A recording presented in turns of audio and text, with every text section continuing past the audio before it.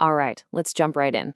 Today, we're talking about what I think is the single most critical piece of equipment in any solar power plant, the inverter. You could call it the unsung hero, the powerhouse working 24/7 behind the scenes. And keeping it healthy, well, that's the absolute key to squeezing every last watt of power out of your system. Okay, so let's get down to brass tacks. Your solar panels, they generate DC, or direct current. But pretty much everything we use, our homes, our businesses, the entire grid, runs on AC, alternating current. The inverter is the magic box, the translator that bridges that gap. Without it, all that beautiful sunshine your panels are soaking up is completely useless.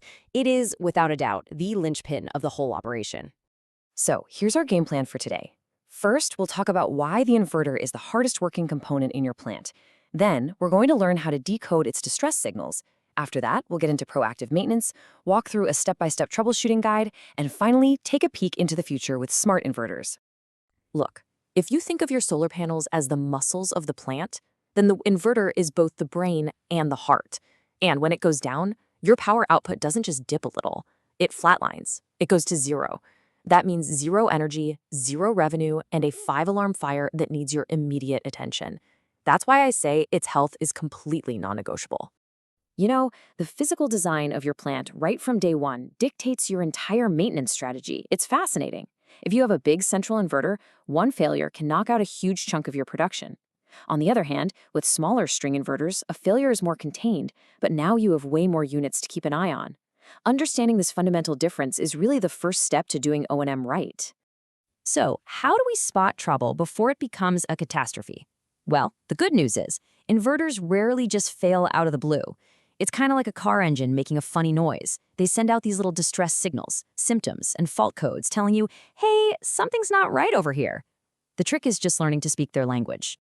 Think of these symptoms as early warnings. A sudden drop in power, the inverter constantly disconnecting from the grid, or weird status lights. These aren't just minor glitches to ignore.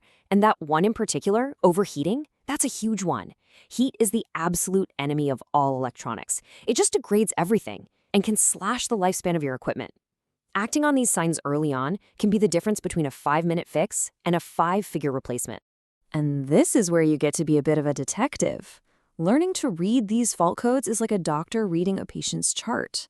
An overvoltage code, for example, might point you back to the solar panels themselves, but a grid fault code, that tells you the problem might actually be external with a utility. Knowing the difference can save you a massive amount of time and helps you zero in on the root cause almost immediately.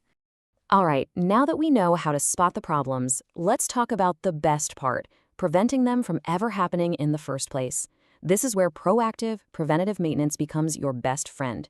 It is hands down the most effective way to ensure your inverter lives a long, healthy life, and your plant is producing maximum power.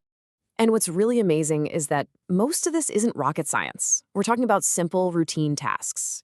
Keeping the filters and vents clean, doing a quick visual check for dust or moisture, making sure the software is up to date. This basic checklist, this simple stuff, can stop the vast majority of common inverter failures dead in their tracks. Now, you might be thinking, come on, can these simple little fixes really make that big of a difference? Well, let's look at a real-world example. There was a 20-megawatt solar plant that was just getting hammered by frequent inverter trips. But by focusing on preventative maintenance, they saw a reduction in those trips by a staggering 80%. So how'd they do it? You're going to love this. The root cause was just simple overheating. And the fix was just as simple. They cleaned the filters, improved the cooling, and adjusted the derating settings. That's just a safety feature that dials back the power to prevent heat damage. This one case study is all the proof you need that small, consistent maintenance actions can have a massive return on investment. But let's be real, things can still go wrong.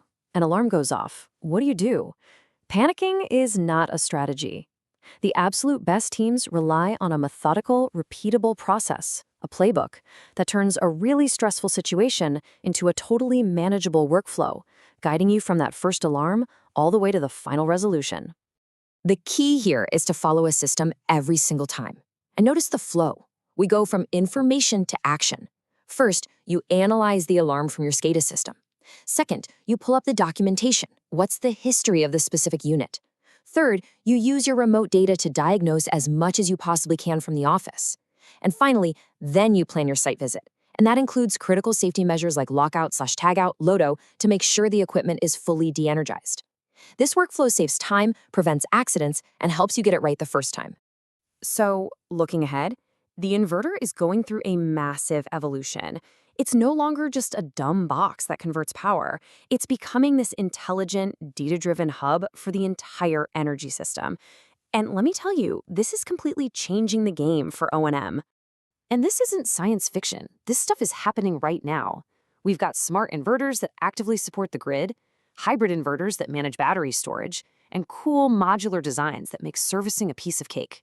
But the real game changer, the one you have to watch, is predictive maintenance, using AI and data analytics to literally predict and fix problems before they even happen. And that really brings us to our final thought for the day. We are shifting from a world of reactive repairs, fixing things after they break, to a future of predictive, intelligent maintenance that's all driven by data. The question is no longer just how do we fix an inverter, but how can we use technology to make sure it never fails to begin with? That right there is the future of solar O&M. Thanks so much for watching.